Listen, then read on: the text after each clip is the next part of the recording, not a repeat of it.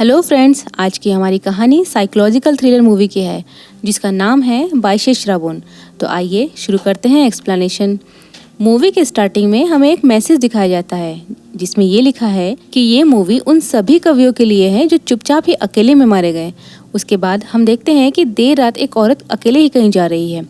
Obviously वो scene देख के ऐसा लगता है कि जैसे कोई उस औरत का पीछा कर रहा है। उस औरत को भी ऐसा ही लगता है। थोड़ी दूर जाने पर वो औरत उस आदमी को पकड़ लेती है जो उसका पीछा कर रहा है। वो औरत एक प्रोस्टिट्यूट है, तो वो उस पीछा करने वाले आदमी को बोलती है कि आज और काम नहीं हो सकता है, कल आना, आज दुकान बंद हो चुकी है। पर इसके बाद भी वो अननोन पर्सन उस औरत की ओर बढ़ता ही जाता है। ऐसा लगता है कि उसने उस औरत पे हमला कर दिया है और शायद मार भी देता है। इसके बाद सीन सीधे पुलिस स्टेशन में एक सीनियर पुलिस ऑफिसर के ऊपर चली जाती है जो कि कमिश्नर है और उसका नाम है अमित। यहाँ हमें पता चलता है कि थोड़ी देर पहले जिस औरत पे अटैक हुआ था उसका एक्चुअली मर्डर हो चुका है और इस केस के इन्वेस्टिगेशन और लीडिंग का काम मूवी का हीरो अभिजीत कर रहा है। अभिजीत अपने सीनियर ऑफिसर अमित को इस केस के बारे में सारी इन्फॉर्मेशन देता है और साथ ही हमें ये भी पता चलता है कि ये मर्डर इस शहर में पहला नहीं है। इससे पहले भी कई मर्डर हो चुके हैं और सारे मर्डर का पैटर्न भी सेम है। किलर किसी भारी पत्थर से विक्टिम के सिर पे वार करके मर्डर करता है और विक्टिम के पास कुछ बड़े बड़े कवियों जैसे रविंद्रनाथ ठाकुर, काजी नजरुल इस्लाम के कुछ लाइंस लिख के छोड़ देता है। इसके अलावा पुलिस के पास कोई और क्लू नहीं है। इससे पुलिस अपना आइडिया लगाती है कि पक्का किलर कोई आज के जमाने का कवि है।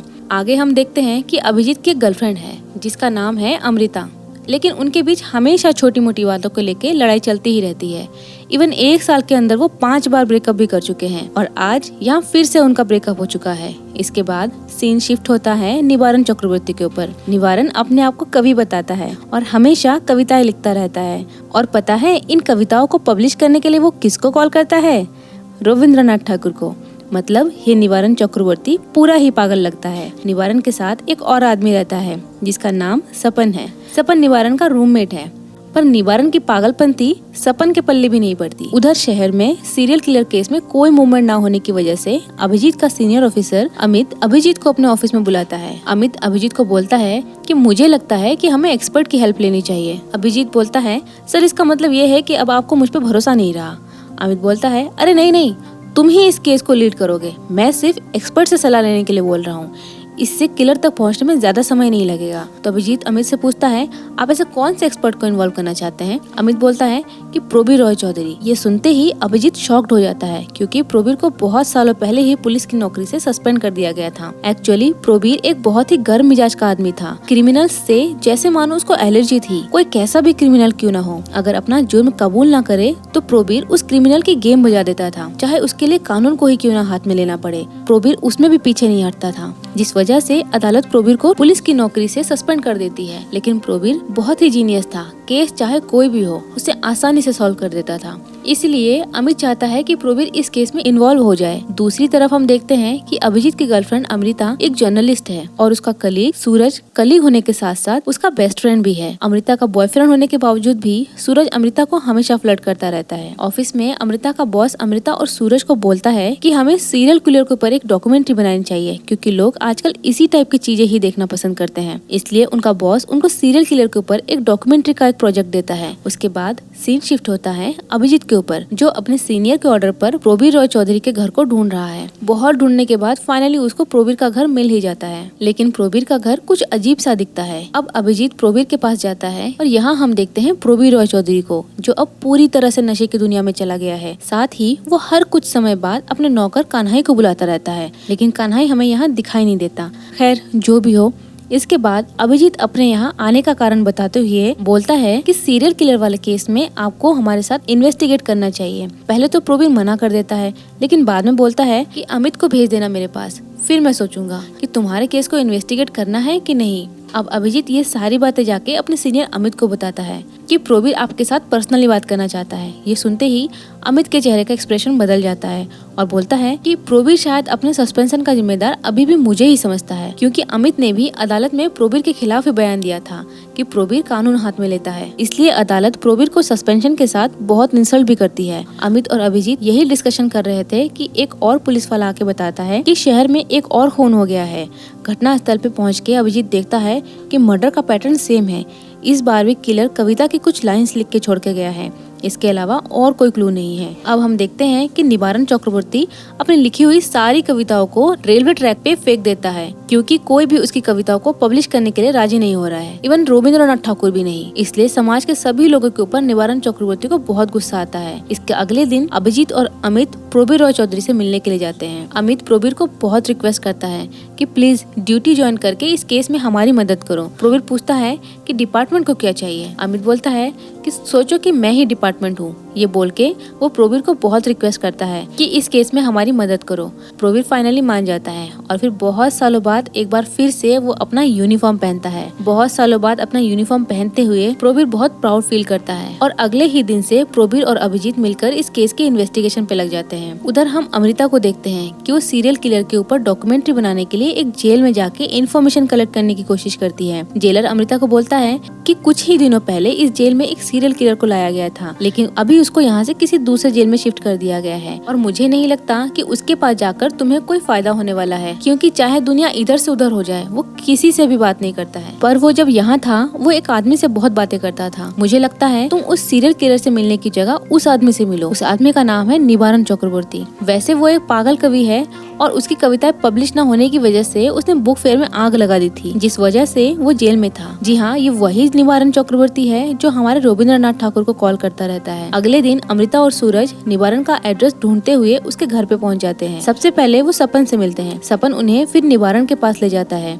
अब अमृता निवारण से उस सीरियल किलर के बारे में पूछती है। बहुत इधर उधर की बातें करने के बाद निवारण फाइनली उस सीरियल किलर के बारे में बताना शुरू करता है और बीच में ही सूरज गलती से उसे टोकते हुए पूछता है कि आपने बुक फेयर में क्यों आग लगा दी थी। बस ये सुनते ही निवारण दोबारा अपनी हरकतें शुरू कर देता है और वो उनको कुछ भी नहीं बोलता है और अपने घर से निकाल देता है। दूसरी ओर प्रोबीर और अभिजीत कहीं जा रहे थे, तभी रास्ते में अभिजीत अमृता और सूरज को एक साथ देख लेता है। ये देख के अभिजीत को बहुत बुरा लग जाता है, जिससे वो तुरंत ही गाड़ी रुकवाकर कहीं चला जाता है। प्रोबीर अभिजीत को बहुत बुरा भला बोलता है और गाड़ी में वापस बैठने को बोलता है, लेकिन अभिजीत कोई बात ही नहीं सुनता। उसके बाद हम देखते हैं कि सूरज अमृता को एक कब्रिस्तान लेकर जाता है और बातों बातों में बोलता है कि 3 दिन बाद वो अमृता को प्रपोज करने वाला है। तभी वहीं एक पुलिसमैन आता है और उनको वहाँ से जाने के लिए बोलता है, लेकिन अमृता पुलिसमैन से बदतमीजी से बात करती है। इवन वो पुलिसमैन को एक थप्पड़ मार देती है, जिस वजह से उन दोनों को ही पुलिस स्टेशन ले जाया जाता है। थाने में अभिजीत का एक फ्रेंड है, वो अमृता को पहले से ही जानता है। उसे पता है कि अमृता अभिजीत की गर्लफ्रेंड है। दूसरी ओर हम देखते हैं कि अभिजीत प्रोबीर के घर जाता है और उसके साथ बैठ के ड्रिंक करता है। वो आज पहली बार ड्रिंक कर रहा है क्योंकि वो सूरज और अमृता को साथ में देख के बहुत अपसेट है। तो अभिजीत प्रोबीर के साथ अपनी पर्सनल बातें शेयर करता है। वो बोलता है कि बचपन में ही मेरी माँ का देहांत हो गया था। उसके बाद से मेरे डैड ने बहुत ड्रिंक करना शुरू कर दिया, जिसकी वजह से मैंने अपने डैड को खो दिया और अनाथ हो गया। और इसी फ्लो में प्रोबीर भी अपनी लाइफ की कुछ बातें शेयर करता है कि दुख सभी की लाइफ में होते हैं। उसकी भी एक हंसती खेलती फैमिली थी जिनको क्रिमिनल्स ने मार दिया था, इसीलिए वो अपना फ्रस्ट्रेशन क्रिमिनल्स पर निकालता है। वो दोनों आपस में ऐसे ही टॉपिक्स पे बात कर रहे थे कि तभी अभिजीत का एक पुलिस फ्रेंड उसे कॉल करता है और अमृता को ले जाने के लिए पुलिस स्टेशन बुलाता है। अब क्योंकि अभिजीत ने आज पहली बार ड्रिंक किया था तो वो अपने आप को कंट्रोल नहीं कर पा रहा था, जिस वजह से प्रोबीर ही उसे पुलिस स्टेशन पे ड्रॉप करता है। और साथ ही प्रोबीर अमृता को ये भी एडवाइस देता है कि दाल भात और बिरयानी में अंतर करना सीख लो। मतलब वो इनडायरेक्टली अमृता को ये समझाना चाहता है कि अभिजीत अमृता को बहुत प्यार करता है। उसके बाद अमृता और सूरज मिलकर अभिजीत को उसके घर ले जाते हैं क्योंकि अभिजीत ने बहुत ड्रिंक किया हुआ था। हालांकि अभिजीत और अमृता का ब्रेकअप हो चुका है, लेकिन वो दोनों ही एक दूसरे को अभी भी बहुत प्यार करते हैं और उनका ये प्यार देखकर सूरज फिर से उन दोनों को एक साथ कर देता है। अगले दिन हम देखते हैं कि प्रोबीर और अभिजीत एक रेस्टोरेंट में बैठ के अपने केस के बारे में कुछ डिस्कशन कर रहे थे। तभी उनको अपने केस में एक क्लू मिलता है। वो नोटिस करते हैं कि सारे मर्डर एक पर्टिकुलर डेट पे हुई है और डिटेल्स में छानबीन करने पर पता चलता है कि वो सारे डेट्स किसी न किसी कवि की डेथ एनिवर्सरी है। मतलब विक्टिम के पास जो कविताओं की लाइंस मिलते हैं उन कवियों की डेथ एनिवर्सरी और मर्डर डेट सेम है। जैसे 13 मई कवि सुकांत की डेथ एनिवर्सरी है और लास्ट मर्डर भी 13 मई को ही हुआ था और विक्टिम के पास जो लाइंस मिली थी वो भी कवि सुकांत की ही थी। इसका मतलब अभिजीत और प्रोबीर के पास अब नेक्स्ट मर्डर की डेट है। अब अभिजीत ये सर्च करता है कि 13 मई के बाद कौन कौन से पॉपुलर कवि की डेथ एनिवर्सरी है और उनकी डेट क्या है। तभी उनको एक एक कवि का नाम मिलता है जिसकी डेथ एनिवर्सरी 29 जून को है और कवि का नाम है माइकल मधुसूदन दत्ता। इसका मतलब नेक्स्ट मर्डर डेट 29 जून की है और इसी डेट पे उनको किलर को ढूंढ निकालना है। अब रात को अभिजीत और अमृता एक ही साथ हैं और बातों बातों में अमृता अभिजीत को अपने सीरियल किलर वाले प्रोजेक्ट के बारे में बताती है। अमृता अभिजीत को निवारण चक्रवर्ती के बारे में बताती है कि वो एक अलग टाइप का आदमी है, पागलों जैसा है, हमेशा कविताओं में ही घुसा रहता है। ये बातें सुनकर अभिजीत को निवारण के ऊपर शक होता है और ये बातें अभिजीत प्रोबीर को बताने के लिए तुरंत ही पुलिस स्टेशन जाता है। तभी पुलिस स्टेशन पे अभिजीत से मिलने के लिए निवारण का रूममेट सपन आता है। सपन निवारण के खिलाफ रिपोर्ट लिखवाने आया है। सपन बोलता है कि निवारण चक्रवर्ती का बिहेवियर दिन पर दिन बदलता जा रहा है। वो हर रोज रात को कुछ कविताएं लिखकर बाहर चल देता है और आज तो उसने घर के सारे सामान को इधर उधर बिखेर कर रख दिया है और घर को तहस नहस कर दिया है। सपन आगे बोलता है कि अब तो मुझे भी डर लगता है कि शहर में ये सारे मर्डर कहीं निवारण ने तो नहीं किए। ये सुनने के बाद प्रोबीर और अभिजीत का निवारण के ऊपर शक और बढ़ जाता है। इसलिए वो अगले दिन जर्नलिस्ट बनके निवारण के घर उसे मिलने पहुंचते हैं। वो निवारण को अपने बातों के जाल में फंसाकर सच निकलवाना चाहते हैं। अब वो समझ जाते हैं कि निवारण कुछ अलग टाइप का आदमी है। इवन वो समाज के सभी लोगों से घृणा करता है। बातों बातों में प्रोबीर उससे ये भी पूछता है कि उसने बुक फेयर में आग क्यों लगाई थी। निवारण बोलता है कि आग लगाया था तो अच्छा ही किया था। लोग मेरी कविताओं के बारे में क्या जानते हैं? जो लोग मेरी कविताओं के बारे में कुछ भी अनाप शनाप बोलेंगे मैं उनमें से किसी को भी नहीं छोड़ूंगा। ये सब सुन के प्रोबीर और अभिजीत को ये समझ आ जाता है कि शहर में हो रहे सारे मर्डर शायद निवारण ही कर रहा हो। इसलिए वो निवारण को रंगे हाथों पकड़ने के लिए रात में चुपके से उसके घर पे आते हैं क्योंकि आज ही 29 जून है, माइकल मधुसूदन दत्ता की डेथ एनिवर्सरी। इसलिए अगर निवारण ही वही किलर है तो आज भी वो रात को मर्डर करने के लिए अपने घर से निकलेगा। वहाँ पहुँच के वो देखते हैं कि निवारण अपनी लिखी हुई कविताओं को आग लगा रहा है और उसकी आंखों से आंसू बह जा रहे हैं। थोड़ी देर बाद वहाँ से कोई आदमी चुपचाप छुप के बाहर निकलते हुए दिखाई देता है। प्रोबीर और अभिजीत ये सोचते हैं कि शायद ये निवारण ही है और अपने नेक्स्ट टारगेट की ओर जा रहा है। इसलिए अभिजीत और प्रोबीर मिलकर फटाफट उस आदमी का पीछा करना शुरू कर देते हैं और काफी समय पीछा करने के बाद वो देखते हैं कि ये तो निवारण चक्रवर्ती नहीं बल्कि उसका रूममेट सपन है। सपन बोलता है कि सर, निवारण तो आज पूरा ही पागल हो गया है और जरूर आज वो कुछ करने वाला है, इसलिए डर के मारे में चुपके आप लोगों के पास ही आ रहा था। ये सुनते ही अभिजीत और प्रोबीर दोनों ही तुरंत निवारण की तरफ भागने लगते हैं। निवारण के घर पहुँच के वो देखते हैं कि निवारण ने खुद ही सुसाइड कर लिया है और वहाँ भी माइकल मधुसूदन दत्ता की लिखी हुई कुछ कविताओं की लाइंस पड़ी है। ये सब देख के अभिजीत और प्रोबीर दोनों ही समझ जाते हैं कि सारे मर्डर निवारण नहीं किए थे और लास्ट मर्डर के तौर पे उसने अपने आप को ही मार डाला था। तो यहीं पे उनकी सीरियल किलर का केस क्लोज हो जाता है।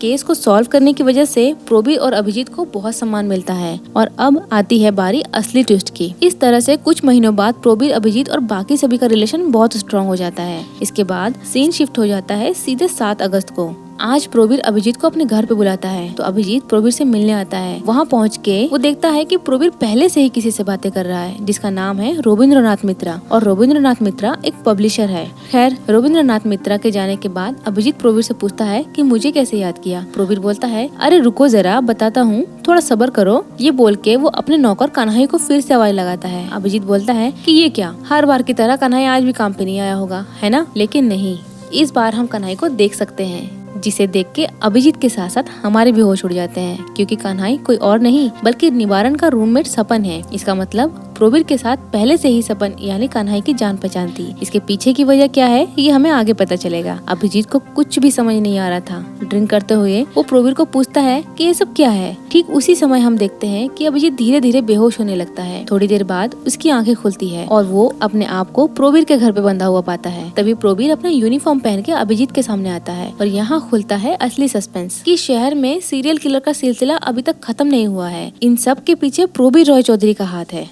प्रोबीर अभिजीत को सारी बातें बताना शुरू करता है। वो बोलता है कि इस देश और समाज की सेवा के लिए मैंने अपने दिन रात एक कर दिए।